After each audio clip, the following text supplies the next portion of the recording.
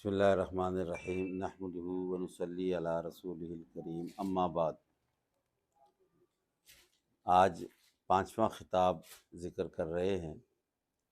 اللہ تعالیٰ کا ایمان والوں سے خطاب، یا ایھا الذین آمنوا۔ اس سے پہلے چار خطاب ذکر کر چکے ہیں۔ پانچواں خطاب سورہ بقرہ کی آیت نمبر 183 ہے۔ یا ایھا الذین آمنوا کتب علیکم الصیام، اے ایمان والو تمہارے اوپر روزے فرض کیے گئے ہیں، کما کتب علی الذین من قبلکم، جس طرح تم سے پہلے لوگوں پر روزے فرض کیے گئے تھے، لعلکم تتقون، تاکہ تم پرہیزگار ہو جاؤ۔ ایام معدودات آیت نمبر 184، یہ جو روزے تمہارے اوپر فرض کیے گئے ہیں یہ گنتی کے چند دن ہیں۔ فمن کان منکم مریضا، جو تم میں سے ان دنوں میں اگر مرض میں مبتلا ہو جائے، او علی سفر، یا وہ سفر کی حالت میں ہو، فعدۃ من ایام اخر، تو وہ گنتی پوری کرے، یعنی ان کی قضا کر لے دوسرے دنوں میں، یعنی رمضان کے بعد۔ وعلی الذین یطیقونہ فدیۃ، اور اگر قضا نہیں کر سکتے تو ان کا فدیہ ادا کر دیں، اور وہ فدیہ ہوگا طعام و مسکین، ایک مسکین کو کھانا کھلانا۔ فمن تطوع خیرا، اور جو روزہ رکھ لے یہ اس کے لیے بہتر ہے، فهو خیر لہ وان تصوموا خیر لکم، اور چاہیے کہ تم روزہ رکھو، یہی تمہارے لیے بہتر ہے، ان کنتم تعلمون، اگر تم اس بات کو سمجھتے ہو جانتے ہو۔ تو اس میں روزے کی فرضیت کو بیان کیا گیا، حکمت کو بیان کیا گیا، اور اس میں جو اللہ تعالیٰ کی طرف سے چھوٹ دی گئی ہے اس کو بیان کیا گیا۔ تین چیزیں ہیں۔ پہلی چیز روزے کی فرضیت۔ 2 ہجری کو شعبان کے مہینے میں، یعنی ہجرت کے بعد دوسرے سال شعبان کے مہینے میں روزوں کی فرضیت کا نزول ہوا، یعنی ان آیات کا نزول ہوا۔ اللہ تبارک و تعالیٰ نے اہل ایمان پر روزے فرض کیے گئے ہیں۔ یہ روزوں کی فرضیت کے کچھ ہی دنوں کے بعد غزوہ بدر ہوا ہے، یعنی رمضان المبارک میں۔ یہ پہلا ہی رمضان تھا فرضیت کا جس میں غزوہ بدر بھی ہوا ہے۔ تو یہ صحابہ کرام کی دلجوئی کے لیے اور صحابہ کرام کے حوصلہ افزائی کے لیے ساتھ میں یہ کہا گیا کہ کتب علیکم الصیام کما کتب علی الذین من قبلکم، یہ ایسا فریضہ تمہیں نہیں دیا جا رہا کہ جو صرف محض تمہارے لیے ہے، نہیں، اس میں تم منفرد نہیں ہو، بلکہ اس سے آپ سے پہلے بھی جو امتیں گزری ہیں ان پر بھی روزے فرض کیے گئے تھے۔ یہ رمضان المبارک کے ہی روزے فرض نہیں تھے، اور نہ ہی اس چیز کا یہاں بیان ہے۔ یہ کہا گیا ہے کما کتب علی الذین من قبلکم، جیسے تم سے پہلے فرض کیے گئے تھے۔ تو پہلی جو امتیں گزری ہیں ان پر بھی روزے فرض تھے۔ اب اس کی نوعیت، کیفیت، یا ایام یا دن یا مہینے کیا تھے اس کا ذکر نہیں ہے،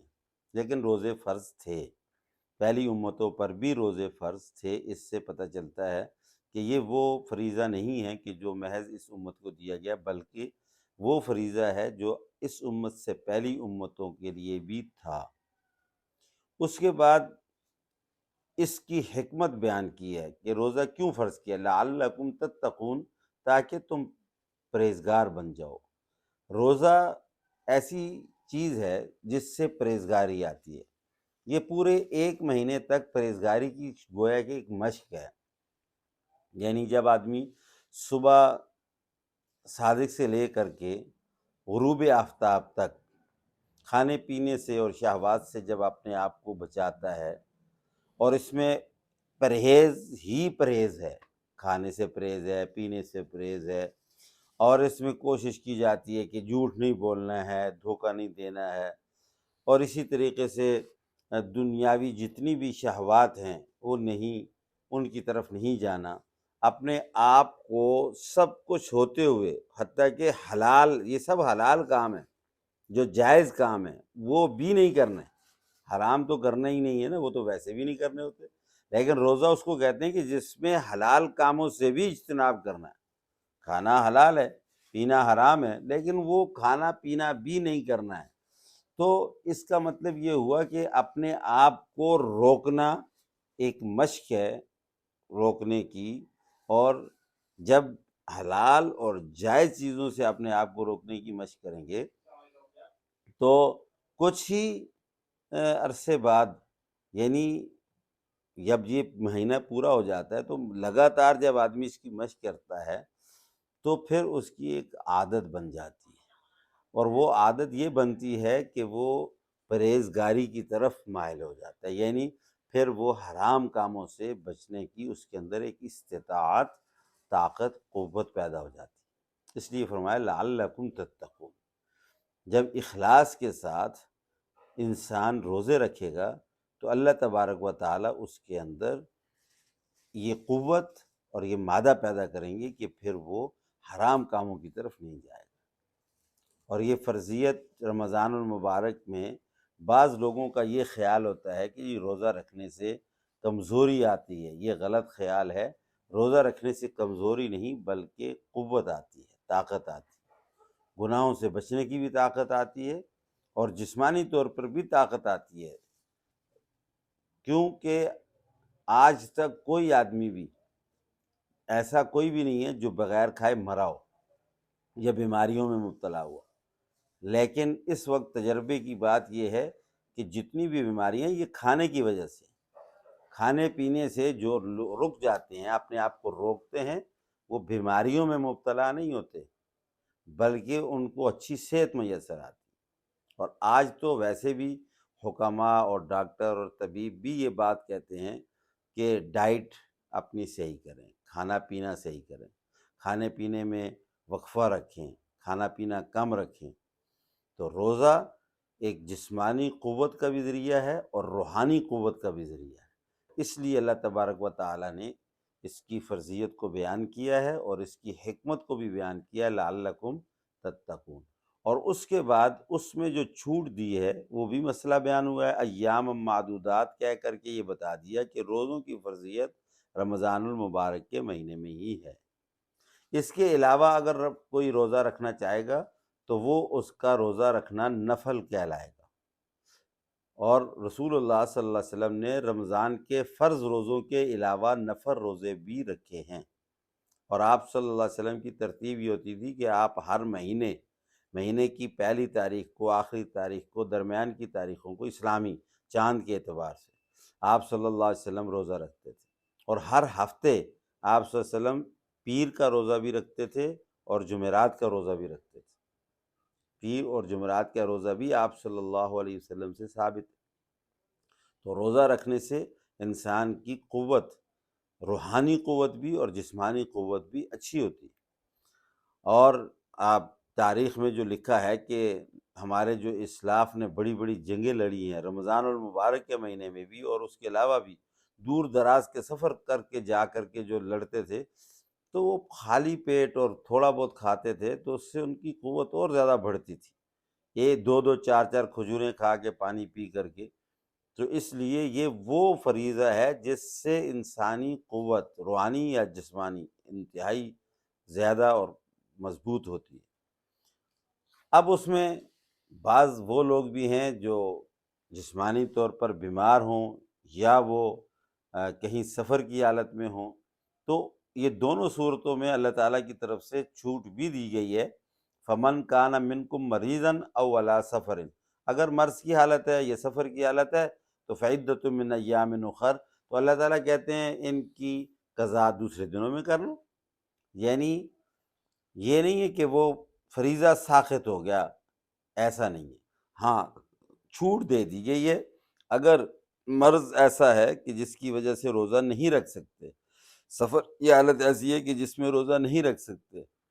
تو اللہ تعالیٰ کی طرف سے اجازت دی گئی ہے کہ فی الوقت ٹھیک ہے، اگر مجبوری میں تم روزہ چھوڑتے ہو تو چھوڑ دو، لیکن وَعَلَى الَّذِينَ يُطِيقُونَهُ فِدْيَةٌ۔ دوسری بات یہ بتائی کہ بعد میں ایک تو یہ کہا کہ فعدۃ من ایام اخر، بعد میں دوسرے دنوں میں ان کی تم قضا کرو گے، جتنے روزے چھوٹ جائیں ان کی قضا کرو گے۔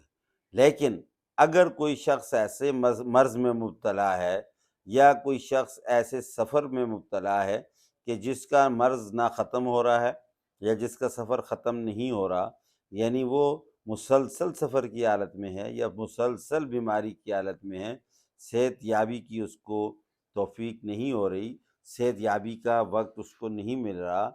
تو اس کے لیے اللہ تعالیٰ نے فرمایا وَعَلَى الَّذِينَ يُطِيقُونَهُ فِدْيَةٌ، تو اب وہ فدیہ اب دے دے۔ فدیہ کتنا دے گا؟ ایک روزے کے بدلے میں ایک مسکین کو کھانا کھلا دے، ایک روزے کا فدیہ ایک مسکین کو پیٹ بھر کے کھانا کھلانا ہے۔ لیکن اس کے ساتھ ہی اللہ تبارک و تعالیٰ نے یہ بھی کہہ دیا وَأَن تَصُومُوا خَيْرٌ لَكُمْ، روزہ رکھو گے تو یہ بہتر ہے، یعنی کوشش تو یہی ہو کہ روزہ رکھا جائے، لیکن انتہائی اگر مجبوری ہو روزہ نہیں رکھ سکتے تو پھر اس کی قضا کر لی جائے، اگر قضا بھی نہیں کر سکتے تو پھر اس کا فدیہ دے دیا جائے۔ اور یہ تمام تر مسائل پہلے بھی رمضان المبارک میں بھی میں عرض کر چکا ہوں، لیکن چونکہ یہ ایک ہمارا سلسلہ اور تسلسل وہ خطابات جو اللہ تعالیٰ کی طرف سے اہل ایمان کو ہیں ان میں سے یہ پانچواں خطاب ہے، یا ایھا الذین آمنوا کتب علیکم الصیام، اے ایمان والو تمہارے اوپر سیام یعنی روزے فرض کر دیے گئے ہیں۔ تو یہ چونکہ اس سے پہلے یا ایھا الذین آمنوا، اے ایمان والو، اب یہ چونکہ خطاب سارے عرض کر رہا ہوں ترتیب سے، تو یہ پانچواں خطاب بھی عرض کیا ہے۔ اللہ تبارک و تعالی روزے رکھنے کی اور روزوں کی حکمت کو سمجھنے کی، اور اللہ تعالی ہمیں اسلام کے احکامات پہ عمل پیرا ہونے کی توفیق عطا فرمائے۔ وآخر دعوانا الحمدللہ۔ بسم اللہ الرحمن الرحیم، نحمدہ ونصلی علی رسولہ الکریم، اما بعد۔ آج پانچواں خطاب ذکر کر رہے ہیں، اللہ تعالیٰ کا ایمان والوں سے خطاب، یا ایھا الذین آمنوا۔ اس سے پہلے چار خطاب ذکر کر چکے ہیں۔ پانچواں خطاب سورہ بقرہ کی آیت نمبر 183 ہے، یا ایھا الذین آمنوا کتب علیکم الصیام، اے ایمان والو تمہارے اوپر روزے فرض کیے گئے ہیں، کما کتب علی الذین من قبلکم، جس طرح تم سے پہلے لوگوں پر روزے فرض کیے گئے تھے، لعلکم تتقون،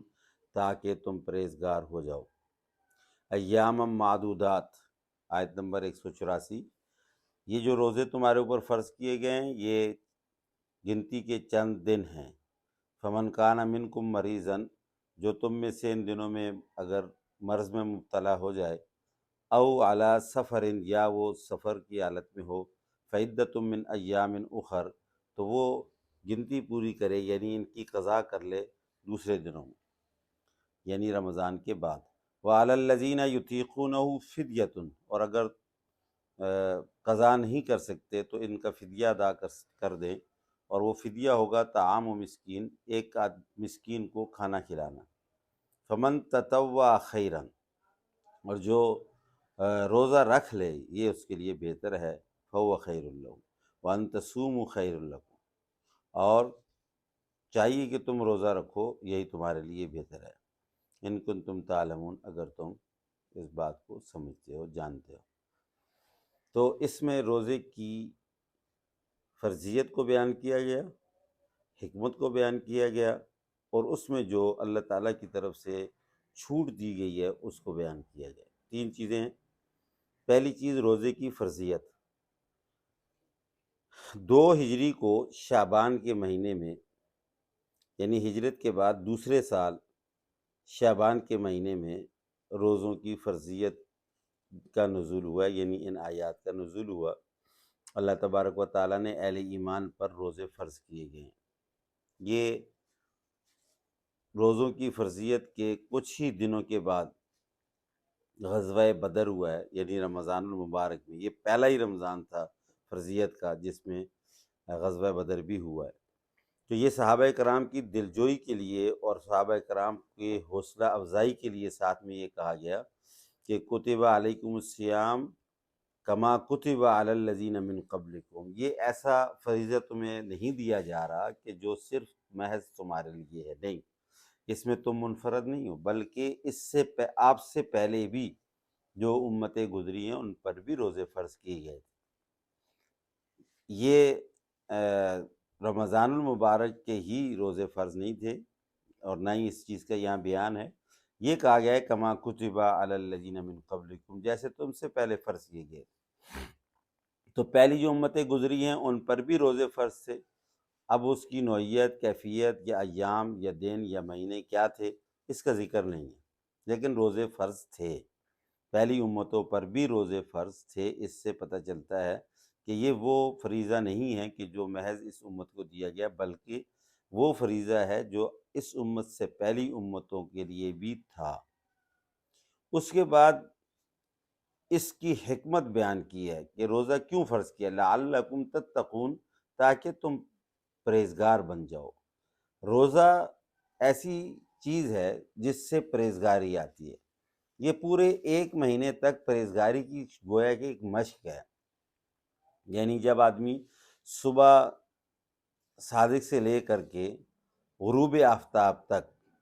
کھانے پینے سے اور شہوات سے جب اپنے آپ کو بچاتا ہے، اور اس میں پرہیز ہی پرہیز ہے، کھانے سے پرہیز ہے، پینے سے پرہیز ہے، اور اس میں کوشش کی جاتی ہے کہ جھوٹ نہیں بولنا ہے، دھوکہ نہیں دینا ہے، اور اسی طریقے سے دنیاوی جتنی بھی شہوات ہیں وہ نہیں، ان کی طرف نہیں جانا، اپنے آپ کو سب کچھ ہوتے ہوئے، حتیٰ کہ حلال، یہ سب حلال کام ہے، جو جائز کام ہے وہ بھی نہیں کرنا ہے، حرام تو کرنا ہی نہیں ہے نا، وہ تو ویسے بھی نہیں کرنے ہوتے، لیکن روزہ اس کو کہتے ہیں کہ جس میں حلال کاموں سے بھی اجتناب کرنا ہے۔ کھانا حلال ہے، پینا حرام ہے، لیکن وہ کھانا پینا بھی نہیں کرنا ہے۔ تو اس کا مطلب یہ ہوا کہ اپنے آپ کو روکنا ایک مشق ہے روکنے کی، اور جب حلال اور جائز چیزوں سے اپنے آپ کو روکنے کی مشق کریں گے تو کچھ ہی عرصے بعد، یعنی جب یہ مہینہ پورا ہو جاتا ہے تو لگاتار جب آدمی اس کی مشق کرتا ہے تو پھر اس کی ایک عادت بن جاتی ہے، اور وہ عادت یہ بنتی ہے کہ وہ پرہیزگاری کی طرف مائل ہو جاتا ہے، یعنی پھر وہ حرام کاموں سے بچنے کی اس کے اندر ایک استطاعت، طاقت، قوت پیدا ہو جاتی ہے۔ اس لیے فرمایا لعلکم تتقون۔ جب اخلاص کے ساتھ انسان روزے رکھے گا تو اللہ تبارک و تعالیٰ اس کے اندر یہ قوت اور یہ مادہ پیدا کریں گے کہ پھر وہ حرام کاموں کی طرف نہیں جائے گا۔ اور یہ فرضیت رمضان المبارک میں بعض لوگوں کا یہ خیال ہوتا ہے کہ یہ روزہ رکھنے سے کمزوری آتی ہے، یہ غلط خیال ہے۔ روزہ رکھنے سے کمزوری نہیں بلکہ قوت آتی ہے، طاقت آتی ہے، گناہوں سے بچنے کی بھی طاقت آتی ہے، اور جسمانی طور پر بھی طاقت آتی ہے، کیونکہ آج تک کوئی آدمی بھی ایسا کوئی بھی نہیں ہے جو بغیر کھائے مرا ہو یا بیماریوں میں مبتلا ہوا، لیکن اس وقت تجربے کی بات یہ ہے کہ جتنی بھی بیماریاں یہ کھانے کی وجہ سے، کھانے پینے سے جو رک جاتے ہیں، اپنے آپ کو روکتے ہیں، وہ بیماریوں میں مبتلا نہیں ہوتے بلکہ ان کو اچھی صحت میسر آتی ہے۔ اور آج تو ویسے بھی حکماء اور ڈاکٹر اور طبیب بھی یہ بات کہتے ہیں کہ ڈائٹ اپنی صحیح کریں، کھانا پینا صحیح کریں، کھانے پینے میں وقفہ رکھیں، کھانا پینا کم رکھیں۔ تو روزہ ایک جسمانی قوت کا بھی ذریعہ ہے اور روحانی قوت کا بھی ذریعہ ہے، اس لیے اللہ تبارک و تعالیٰ نے اس کی فرضیت کو بیان کیا ہے اور اس کی حکمت کو بھی بیان کیا ہے، لعلکم تتقون۔ اور اس کے بعد اس میں جو چھوٹ دی ہے وہ بھی مسئلہ بیان ہوا ہے، ایام معدودات کہہ کر کے یہ بتا دیا کہ روزوں کی فرضیت رمضان المبارک کے مہینے میں ہی ہے۔ اس کے علاوہ اگر کوئی روزہ رکھنا چاہے گا تو وہ اس کا روزہ رکھنا نفل کہلائے گا، اور رسول اللہ صلی اللہ علیہ وسلم نے رمضان کے فرض روزوں کے علاوہ نفل روزے بھی رکھے ہیں، اور آپ صلی اللہ علیہ وسلم کی ترتیب یہ ہوتی تھی کہ آپ ہر مہینے کی پہلی تاریخ کو، آخری تاریخ کو، درمیان کی تاریخوں کو اسلامی چاند کے اعتبار سے آپ صلی اللہ علیہ وسلم روزہ رکھتے تھے، اور ہر ہفتے آپ صلی اللہ علیہ وسلم پیر کا روزہ بھی رکھتے تھے اور جمعرات کا روزہ بھی رکھتے تھے۔ پیر اور جمعرات کا روزہ بھی آپ صلی اللہ علیہ وسلم سے ثابت ہے۔ تو روزہ رکھنے سے انسان کی قوت، روحانی قوت بھی اور جسمانی قوت بھی اچھی ہوتی ہے۔ اور آپ تاریخ میں جو لکھا ہے کہ ہمارے جو اسلاف نے بڑی بڑی جنگیں لڑی ہیں رمضان المبارک کے مہینے میں بھی، اور اس کے علاوہ بھی دور دراز کے سفر کر کے جا کر کے جو لڑتے تھے، تو وہ خالی پیٹ اور تھوڑا بہت کھاتے تھے، تو اس سے ان کی قوت اور زیادہ بڑھتی تھی، یہ دو دو چار چار کھجوریں کھا کے پانی پی کر کے۔ تو اس لیے یہ وہ فریضہ ہے جس سے انسانی قوت روحانی یا جسمانی انتہائی زیادہ اور مضبوط ہوتی ہے۔ اب اس میں بعض وہ لوگ بھی ہیں جو جسمانی طور پر بیمار ہوں یا وہ کہیں سفر کی حالت میں ہوں، تو یہ دونوں صورتوں میں اللہ تعالیٰ کی طرف سے چھوٹ بھی دی گئی ہے۔ فمن کان منکم مریضا او علی سفر، اگر مرض کی حالت ہے یا سفر کی حالت ہے تو فعدۃ من ایام اخر، تو اللہ تعالیٰ کہتے ہیں ان کی قضا دوسرے دنوں میں کر لو، یعنی یہ نہیں ہے کہ وہ فریضہ ساقط ہو گیا، ایسا نہیں ہے۔ ہاں چھوٹ دے دی گئی ہے، اگر مرض ایسا ہے کہ جس کی وجہ سے روزہ نہیں رکھ سکتے، سفر کی حالت ایسی ہے کہ جس میں روزہ نہیں رکھ سکتے، تو اللہ تعالیٰ کی طرف سے اجازت دی گئی ہے کہ فی الوقت ٹھیک ہے، اگر مجبوری میں تم روزہ چھوڑتے ہو تو چھوڑ دو، لیکن وَعَلَى الَّذِينَ يُطِيقُونَهُ فِدْيَةٌ۔ دوسری بات یہ بتائی کہ بعد میں ایک تو یہ کہا کہ فعدۃ من ایام اخر، بعد میں دوسرے دنوں میں ان کی تم قضا کرو گے، جتنے روزے چھوٹ جائیں ان کی قضا کرو گے۔ لیکن اگر کوئی شخص ایسے مرض میں مبتلا ہے یا کوئی شخص ایسے سفر میں مبتلا ہے کہ جس کا مرض نہ ختم ہو رہا ہے یا جس کا سفر ختم نہیں ہو رہا، یعنی وہ مسلسل سفر کی حالت میں ہے یا مسلسل بیماری کی حالت میں ہے، صحت یابی کی اس کو توفیق نہیں ہو رہی، صحت یابی کا وقت اس کو نہیں مل رہا،